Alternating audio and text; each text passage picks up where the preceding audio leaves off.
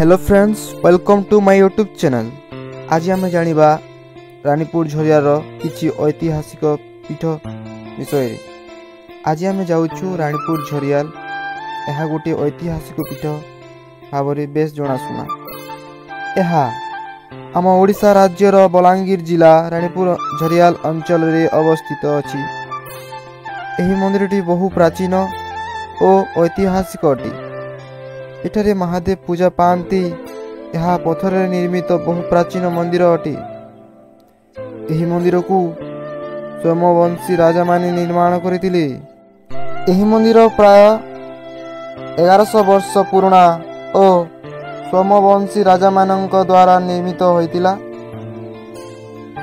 वर्तमान रानीपुर झरियाल यह एक प्रमुख पर्यटन और ऐतिहासिक भावे परिचित। एठी मानसिक शांति और धार्मिक अनुभूति और पुरातन शिल्प कला पाई लोक माने एठाकू आसंती। सोमेश्वर मंदिर एही शिव मंदिर गभीर शांतिक शैव संस्कृति प्रतिनिधि करे। चौसुरी जुगनी मंदिर एटा। एही मंदिर एक वृत्ताकार आकृति रे तैयारी होइतिबा बेले एथिरे 64 जोगिनी देवादेवी प्रतिमा विराजमान होइचंती। एही मंदिरर तांत्रिक साधना पाई विशेष परिचित। ए मंदिर रे 64 देवादेवी अछंती, जाहाकू 64 जोगिनी बोली कहा जाय। पूर्व काल रे राजा माने एही 64 जोगिनी देवादेवी को बांधी करी तंत्र मंत्र करथिले बोली जणा जाय।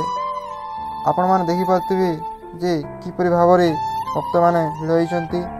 यार ऐतिहासिक बहुत प्राचीन अटे और एवं मध्य मौजूद अछि। सौंदर्यपूर्ण पत्थर निर्मित 1100 वर्ष पुराना रानीपुर झरियाल मंदिर एवं मध्य मौजूद अछि। आपण देखि पाथिबे केते सुंदर भाव रे कुआपरी आकार रे अछि, जहाँ जेमति सुसुरी जुगनी अछंती। वर्तमान देखुथिबे समस्त भक्त माने दर्शन कर जाउछंती।